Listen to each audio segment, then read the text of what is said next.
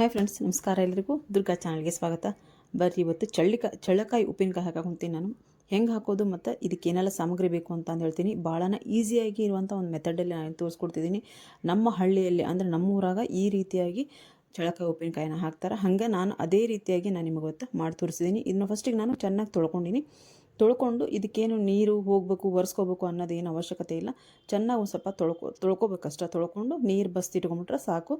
ಈಗ ನಾನು ಒಂದು ಕುಟಾಣಿ ತೊಗೊಂಡು ಅದರೊಳಗೆ ಒಂದೊಂದಾಗಿ ಹಾಕಿ ಕುಟ್ಟಿ ಇವನ್ನ ತೆಗೆದುಕೊತೀನಿ. ಜಾಸ್ತಿ ಏನು ಕುಟ್ಟೋದು ಬೇಡ. ಇದನ್ನ ಒಂದು ಸರ್ತಿ ಜಜ್ಜಿದ್ರೆ ಸಾಕು. ಅದು ಅಂದರೆ ಸೀಳು ಬಿಡ್ಬೇಕಷ್ಟ. ನಾವೇನು ಉಪ್ಪು ಖಾರ ನಾವೇನು ಮಸಾಲೆ ಅದಕ್ಕೆ ಹಾಕ್ತೀವಲ್ಲ, ಅದು ಪೂರ್ತಿಯಾಗಿ ಹೀರ್ಕೋಬೇಕಲ್ಲ. ಅದಕ್ಕೋಸ್ಕರ ನಾವು ಒಂದು ಸರ್ತಿ ಜಜ್ಜಿ ಹಾಕಿದ್ರೆ ಸಾಕು.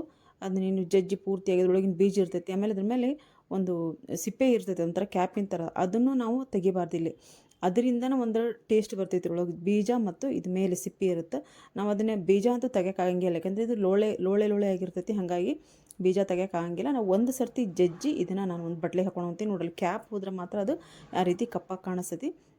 ಇಲ್ಲಿ ನಾವು ಜಜ್ಜಬೇಕಾದ್ರೆ ಒಂದೊಂದು ಮೇಲಿನ ಕ್ಯಾಪ್ ಹೋಗಿರ್ತಾವೆ, ಏನೂ ಆಗಂಗಿಲ್ಲ. ನೋಡ್ರಿ, ಮೇಲೆ ಸಿಪ್ಪೆ ಐತಲ್ಲ, ಅದು ಇದ್ರೆ ಇನ್ನೂ ಚೆನ್ನಾಗಿ ಅನಿಸ್ತೈತಿ. ಅದಕ್ಕೋಸ್ಕರ ನಾವಿಲ್ಲಿ ಸಿಪ್ಪೆನ ತೆಗಿಯಂಗಿಲ್ಲ. ಹಂಗೆ ನಾವು ಇದನ್ನ ಹಾಕ್ಬೇಕಾಕತಿ.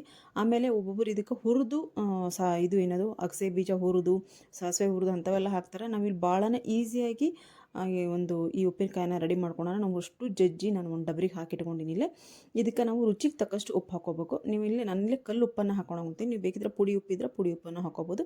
ಕಲ್ಲುಪ್ಪು ರುಚಿಗೆ ಎಷ್ಟು ಬೇಕು ಅಷ್ಟು ಕಲ್ಲುಪ್ಪನ್ನು ಹಾಕೊಂಡಿನಿ. ಹಂಗೆ ಖಾರ ನೀವು ಉಪ್ಪು ಹಾಕಿ ನೀವು ಬೆಳಗ್ಗೆ ಮಸಾಲೆ ಹಾಕ್ತೀನಿ ಅಂದ್ರೆ ನಡೀತೈತಿ. ಹಾಕಿಟ್ಟು ನಾನೀಗ ರಾತ್ರಿ ಮಾಡಾಕೊಂತೀನಿ. ಇದನ್ನ ರಾತ್ರಿ ಇದಕ್ಕೆ ಉಪ್ಪು ಹಾಕಿದೆ ಮತ್ತು ಖಾರ ಹಾಕಿದೆ. ಈ ಅಗಸಿ ಬೀಜ ಏನದಾವು ನೋಡ್ರಿ, ಈ ಅಗಸಿ ಬೀಜ ಚಟ್ನಿ ಮಾಡ್ತೀವಿ ನಾವು. ಆಮೇಲೆ ಈಗ ಅಗಸೆ ಮಜ್ಜಿಗೆ ಅಂತ ಹೇಳೋದು ಭಾಳ ಫೇಮಸ್ ಆಗೈತಿ. ಅದನ್ನು ನಾವು ಈ ಅಗಸಿಯಿಂದನ ಮಾಡ್ತೀವಿ.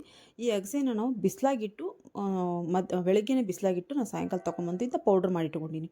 ಈ ರೀತಿ ನಾವು ಹುರಿದೇನೆ ಇದನ್ನ ಹಸಿಯಾಗಿರುವಂಥದ್ದೇ ಪೌಡ್ರ್ ಮಾಡಿ ಇಟ್ಕೋಬೇಕು.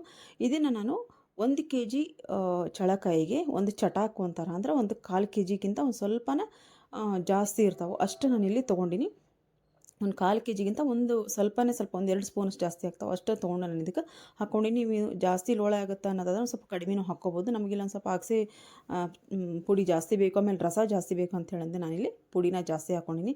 ಅಗಸೆ ಪುಡಿನ ನಾವು ಚೆನ್ನಾಗಿ ಅದನ್ನ ಪೌಡ್ರ್ ಮಾಡಿಕೊಂಡು, ಮತ್ತು ಅರಿಶಿನ ಪುಡಿ, ಉಪ್ಪು ಖಾರ ಅಗಸೆ ಪುಡಿ ಮತ್ತು ಅರಿಶಿನ ಪುಡಿ ಇಷ್ಟು ಹಾಕಿ ನಾನು ಚೆನ್ನಾಗಿ ಇದನ್ನ ಮಿಕ್ಸ್ ಮಾಡಿಕೊಂಡು ಇದು ಮುಳುಗೋವರೆಗೂ ನಾವು ನೀರು ಹಾಕ್ಬೇಕಾಗತ್ತೆ. ಇದಕ್ಕೆ ನಾನೀಗ ಹಂಗೆ ಇದನ್ನ ಮುಚ್ಚಿಡ್ತೀನಿ. ಬೆಳಗ್ಗೆ ತೋರಿಸ್ತೀನಿ ನಾನು ನಿಮಗೆ.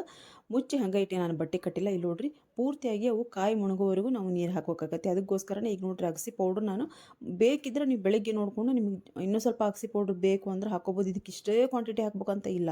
ನಿಮ್ಗೆ ರಸ ಜಾಸ್ತಿ ಬೇಕಿದ್ರೆ ಅಗಸೆ ಪೌಡ್ರು ಮತ್ತು ಉಪ್ಪು ಖಾರ ಒಂದು ಸ್ವಲ್ಪ ಅದ್ರ ತಕ್ಕನಾಗಿ ಹದವಾಗಿ ಹಾಕ್ಕೋಬೋದು. ನಾವು ಇಷ್ಟೇ ಹಾಕಬೇಕು ಅಷ್ಟೇ ಹಾಕಬೇಕು ಅನ್ನೋ ಕ್ವಾಂಟಿಟಿಲೇ ನಾವು ಹಾಕ್ಬೇಕು ಅನ್ನೋಂಗಿಲ್ಲ. ನಾನಿಲ್ಲಿ 1 kgಗೆ ಒಂದು 1/4 kgಗಿಂತ ಒಂದು ಸ್ವಲ್ಪನೇ ಮೇಲೆ ಹಾಕ್ಕೊಂಡು ನಾನು. ರಸ ಜಾಸ್ತಿ ಬೇಕಿದ್ದವರು ಇನ್ನೂ ಸ್ವಲ್ಪ ಜಾಸ್ತಿ ಹಾಕೋಬೋದು, ಇಲ್ಲ ಕಡಿಮೆನೂ ಹಾಕೋಬೋದು. ಒಟ್ಟದು ಪೂರ್ತಿಯಾಗಿ ಮುಳುಗಬೇಕು ಅಷ್ಟು ನಾವು ನೀರು ಹಾಕಿ ರುಚಿ ನೋಡಿ ನಾನು ಇದನ್ನ ಬಿಸಿಲಲ್ಲಿ ಇಡ್ತೀನಿ. ನಾವು 3 ದಿನ ಆದಮೇಲೆ ನಾನು ನಿಮಗೆ ತೋರಿಸ್ತೀನಿ ಇದನ್ನ. ಆದರೆ ಒಂದು 4-5 ದಿನ ಇದು ಬಿಸಿಲಲ್ಲಿ ಇರಲೇಬೇಕು. ಅಂದರೆ ಅದು ಲೋಳೆ ಇರುತ್ತಲ್ಲ, ಇಲ್ಲಿ ಬಿಸಿಲಿಗೆ ಇಟ್ಟಂಗೆ ಅದೆಲ್ಲ ಲೋಳೆ ಕಡಿಮೆ ಆಗ್ತಾ ಬರ್ತೈತಿ. ಆಮೇಲೆ ಎಷ್ಟು ಬಿಸಿಲಿಗೆ ಇಡ್ತೀವೋ ಅಷ್ಟು ಟೇಸ್ಟ್ ಆಗುತ್ತೆ. ನಾನೀಗ 3 ದಿನ ಆದಮೇಲೆ ನಿಮಗೆ ತೋರ್ಸಾಕೊಂತೀನಿ.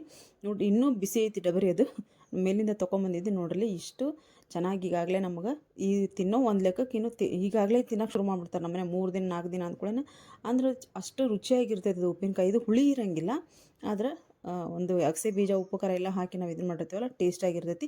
ನೋಡ್ರಿ, ಸ್ವಲ್ಪ ನಾನು ರಸನ ಇನ್ನೂ 1-2 ದಿನ ಇಟ್ಟರೆ ಇದು ಗಟ್ಟಿ ಆಗುತ್ತೆ. ಅದಕ್ಕೋಸ್ಕರ ಇಷ್ಟು ಹದವಾಗಿ ನಾನು ಮಾಡ್ಕೊಂಡಿದ್ದೀನಿ. ನೀವು ಈ ಒಂದು ಚಳ್ಳಕಾಯಿ ಎಲ್ಲ ಕಡೆ ಸಿಗಾಕೊಂತಾವು, ಕೇಳಿ ತೊಗೊಂಬಂದು ನಾವು 60 ರೂಪಾಯಿ kg ರೀತಿ ನಾನು ಇದನ್ನ ತೊಗೊಂಬಂದು ಹಾಕಿದ್ದೀವಿ. ಭಾಳನೇ ಟೇಸ್ಟಿಯಾಗಿರುವಂಥ ಇದನ್ನಂತೂ ನಾವು ರೊಟ್ಟಿ, ಚಪಾತಿ, ಉಪ್ಪಿಟ್ಟು, ಆ ಚಿತ್ರಾನ್ನ ಎಲ್ಲದ್ರ ಜೊತೆಗೂ ಇದನ್ನ ನಾವು ತಿಂತೀವಿ. ಭಾಳನೇ ಚೆನ್ನಾಗಿರ್ತಾವೆ. ನಾನು ಇಲ್ಲಿ ಒಡೆದು ತೋರಿಸ್ತೀನಿ ನೋಡ್ರಿ.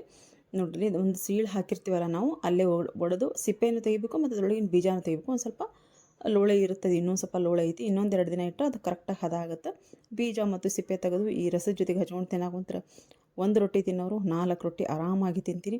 ಒಂದು ಸರ್ತಿ ಈ ಒಂದು ಚಳ್ಳಕಾಯಿ ಉಪ್ಪಿನಕಾಯಿನ ಹಾಕ್ಕೊಂಡು ಟೇಸ್ಟ್ ಮಾಡಿರಿ. ಹೆಂಗೆ ಬಂದಿತ್ತು ಅಂತ ಹೇಳೋದು ನನಗೆ ಕಮೆಂಟ್ ಬಾಕ್ಸಲ್ಲಿ ಕಮೆಂಟ್ ಹಾಕಿರಿ.